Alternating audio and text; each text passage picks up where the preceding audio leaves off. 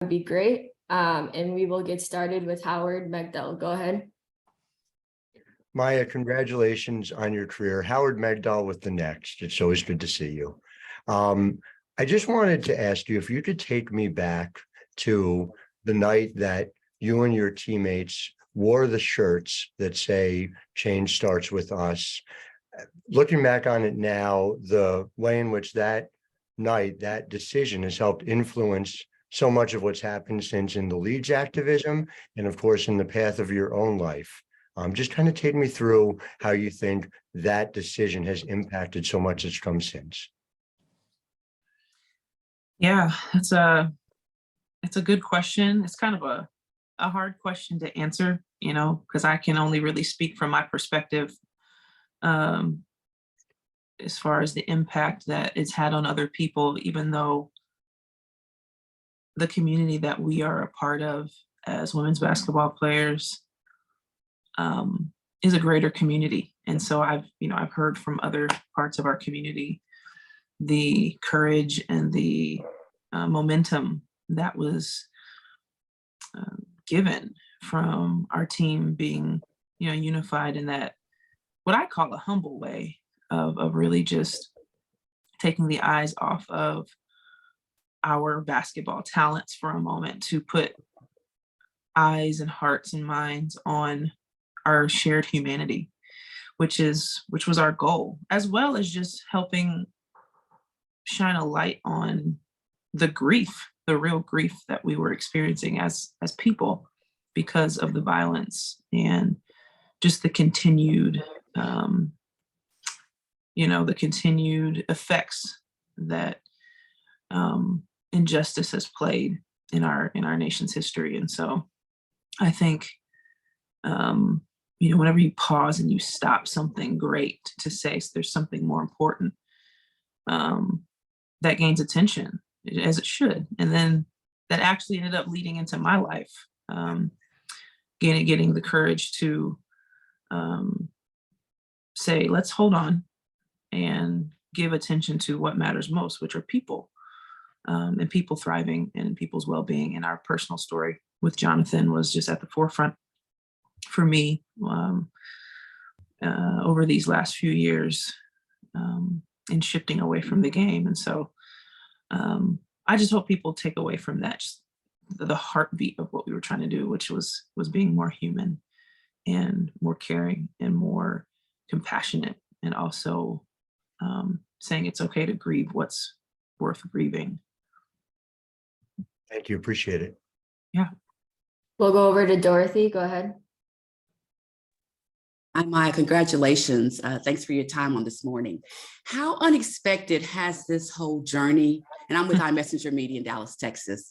How unexpected has this journey been for you, and how has it changed you, piece by piece into the woman that we see today, from the basketball player and then the activist, to mom, to wife, to author?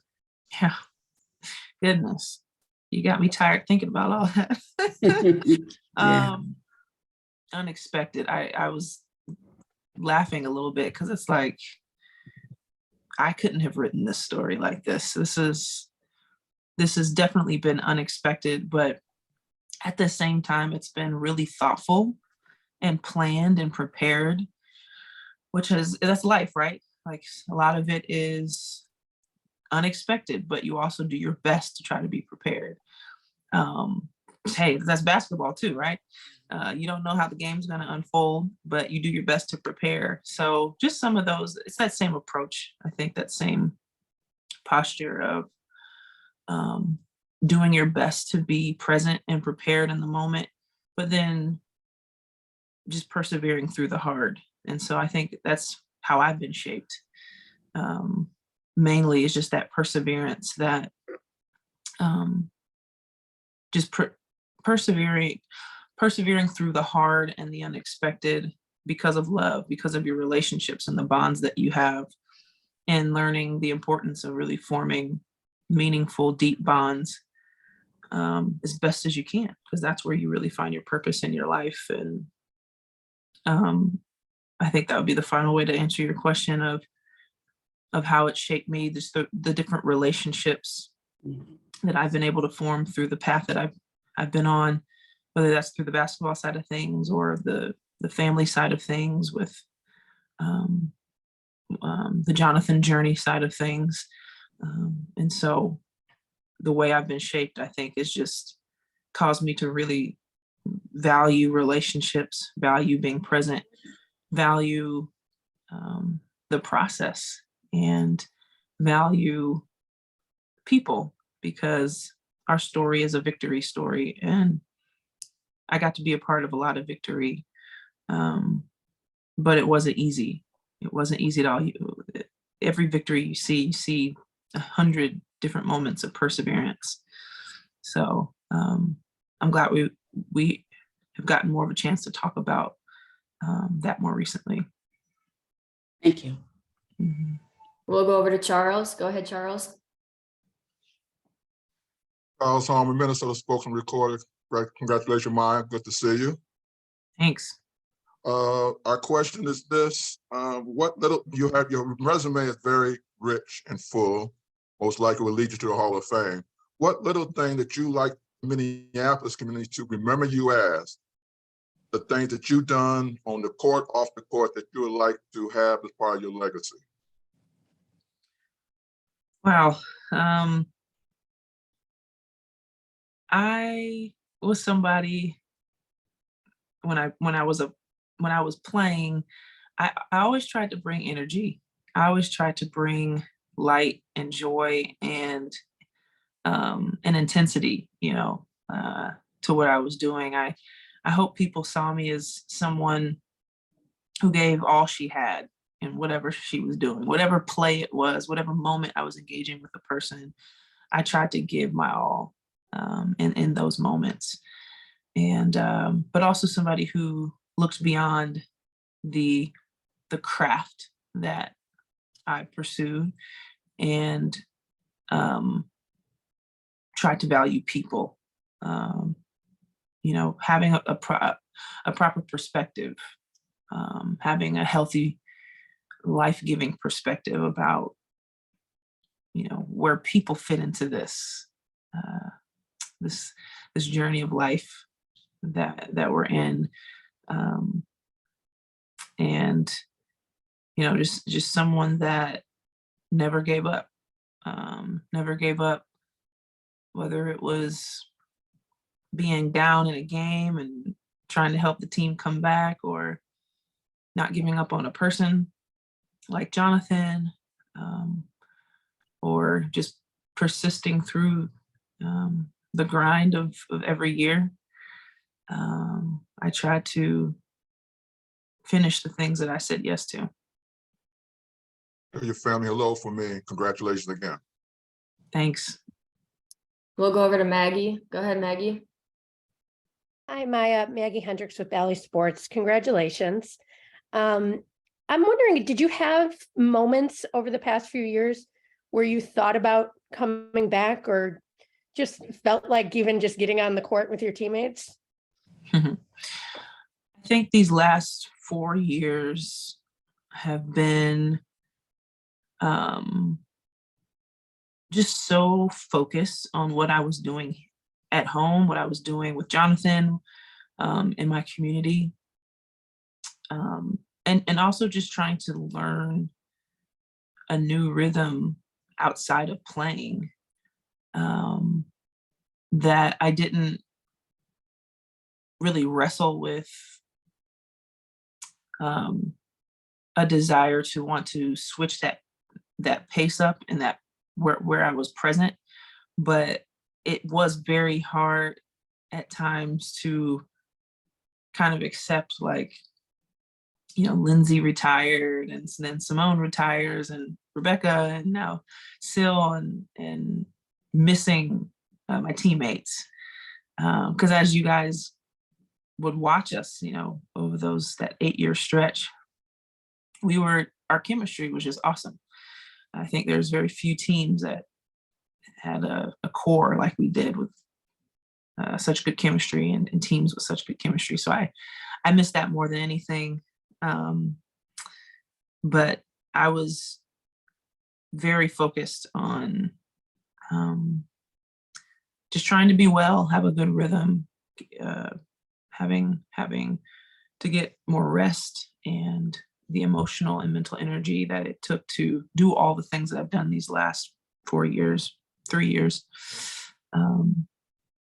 So I was very full, if that makes sense. Like I was so full and focused on what I was doing that I wasn't just sitting around like wishing I was playing again. I think I just felt such a sense of purpose in the direction I was heading that it wasn't there wasn't a wrestling with that going on.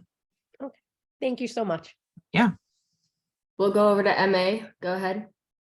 Yeah, my MA vocal from ESPN.com. There's so many and probably hard to narrow it down, but do you have a favorite game or moment memory, both from your UConn and Lynx careers? And what role do you see basketball playing in the rest of your life with everything else you're doing? Okay, UConn. Man, it's hard to pick just one. Man, I think probably, honestly, the preseason in my sophomore year.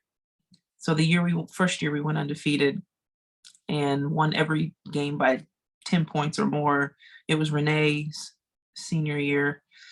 That preseason, those 5 weeks in the fall before the season got started, and we were training our tails off. We were so motivated, having lost in the Final Four the year before, and our team chemistry just shot through the roof. And we were just all so focused and unified in that grind, getting up early, 5:00 a.m. In the gym, doing weights and playing pickup and conditioning. And we even had a nutritionist, even before nutritionists were common. Like we were just super focused and locked in. It ended up leading to what you would see in those next few years.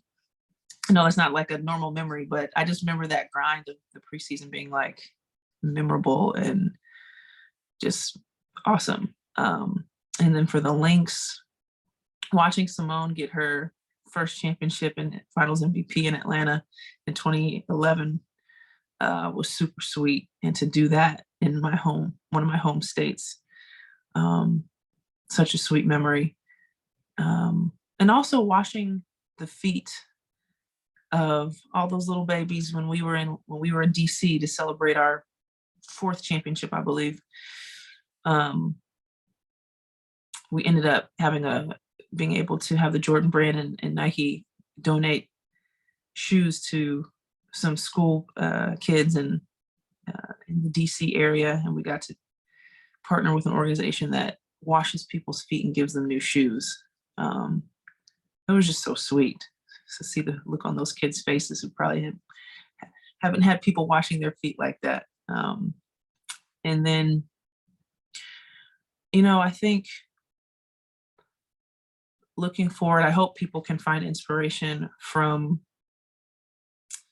my heartbeat for humanity, and engaging in sport in a way that remembers that our humanity is first and foremost in how we play the game, how we leverage the game, how we treat people, how we play the game responsibly. There's just so many ways that you can keep that in mind as you remember, some of the things, and doing things with excellence. Some of the marks and the influence and impact I would hope to have. Thank you. We have time for a couple more. We'll go over to Katie. Go ahead, Katie. Hi, Maya. Excuse me, Katie Barnes from ESPN. You have talked about Micah 6:8 as being a guiding verse for you. How has seeking justice, loving mercy, and walking humbly with God continued to ground your work, especially over the last few years as you've been away from basketball?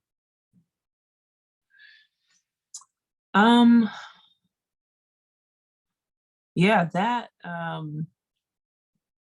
is a part of a narrative in the Old Testament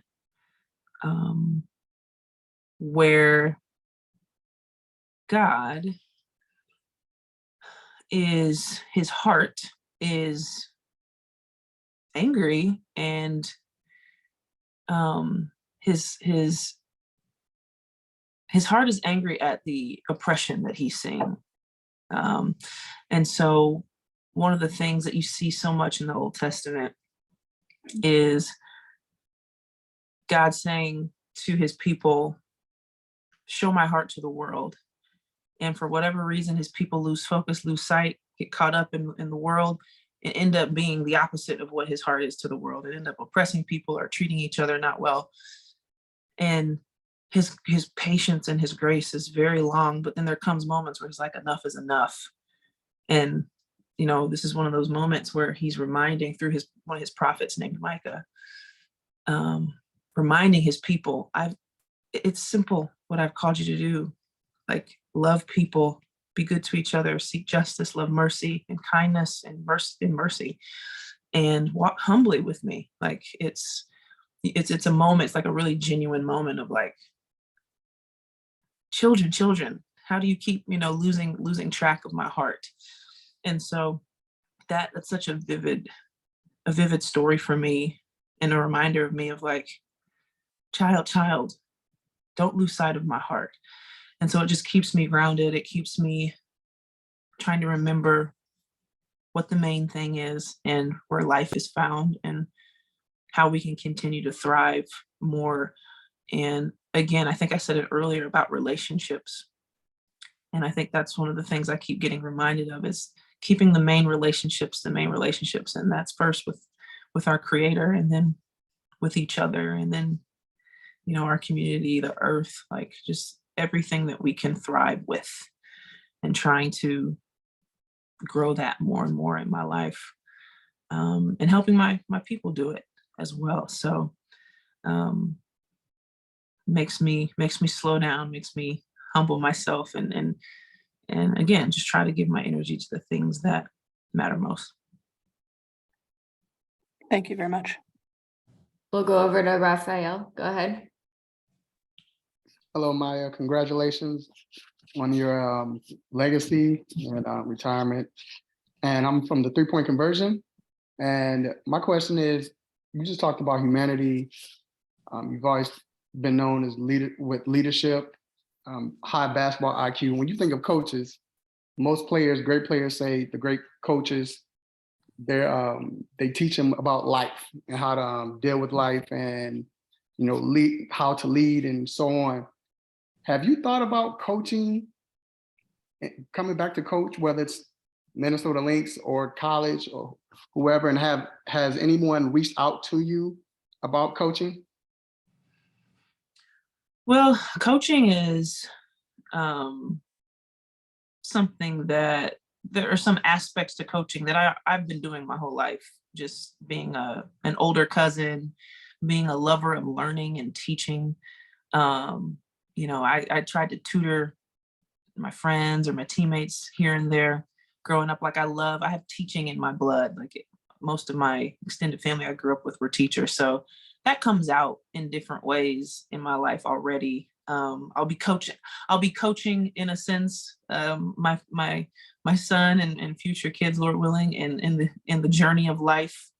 But to say coaching in like a high level basketball context, I don't know if my life has the space for that. But we'll see in what ways that heart of coaching comes out, because coaches give so much. It takes such a commitment. Like there's no way I could have had the journey that I had without the coaches, whether it was high school or AAU or college or professional. I was super spoiled to have like literally world-class coaches for more than half of my career.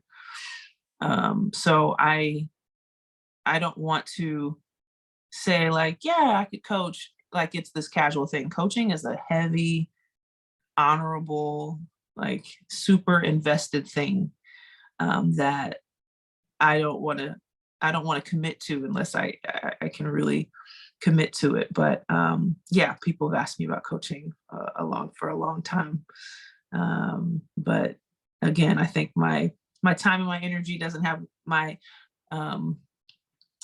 where I'm at in my life right now definitely doesn't have the space for it. But I love all of our coaches, and they're some of the most impactful people that you could have in your communities. And again, if we don't have great coaches, we don't have worthwhile sports. We have time for one more question. We will go over to Pepper. Go ahead.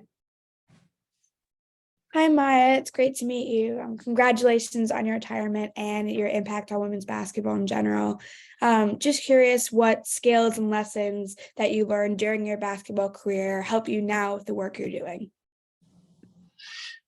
Yeah, I think a few things come to mind.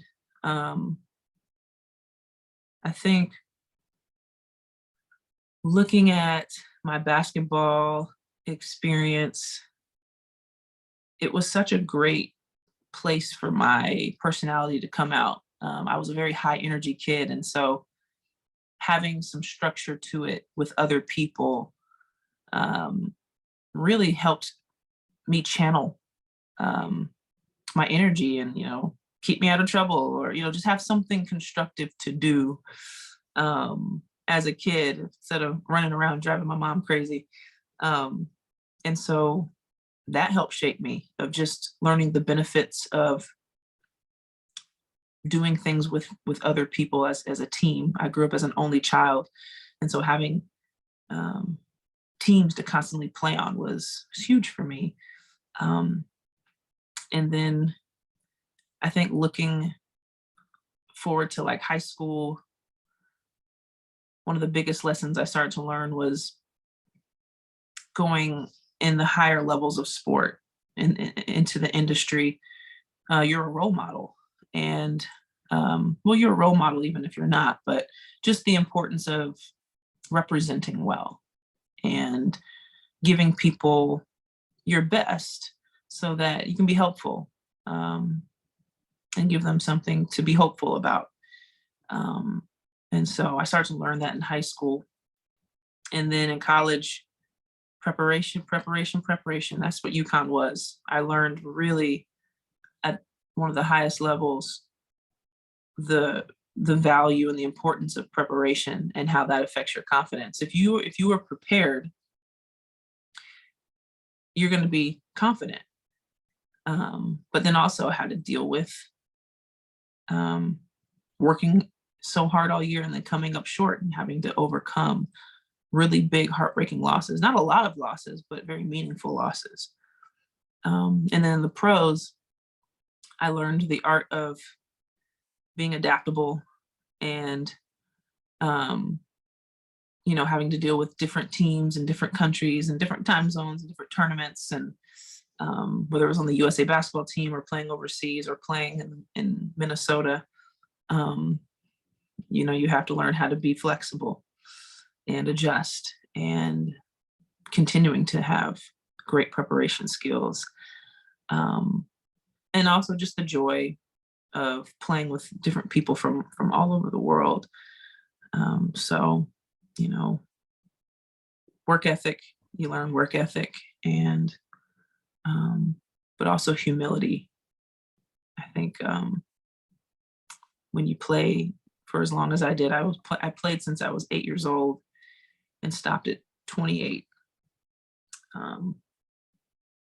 You just realize what a ridiculous gift it is to be able to do what I was able to do. And it was just very humbling to be around so many great people and athletes and fans, people that love the game. That's just so unique. So I was just very humbled to have that experience as well. That is all we have time for. Thank you for your time, Maya. Wish you and your family the best, and excited to see this next chapter in your life. Awesome, guys. Thank you guys so much. Appreciate you. Thank you.